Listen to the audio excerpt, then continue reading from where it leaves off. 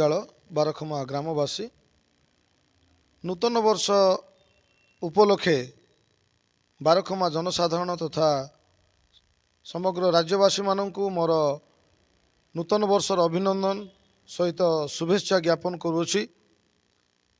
ଏହି ନୂତନ ବର୍ଷ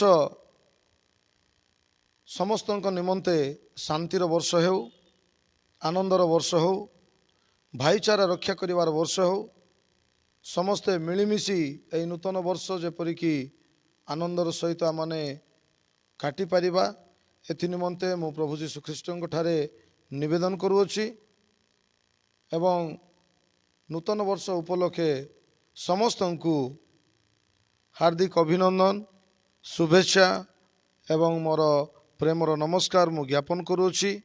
ପ୍ରଭୁ ଯୀଶୁ ବାପା ଆମ ସମସ୍ତଙ୍କୁ ଶାନ୍ତିରେ, ଆନନ୍ଦରେ ଏବଂ ପ୍ରେମରେ ରଖନ୍ତୁ, ଏହା ମୁଁ ପ୍ରଭୁ ଯୀଶୁଖ୍ରୀଷ୍ଟଙ୍କ ଠାରେ ନିବେଦନ କରୁଅଛି।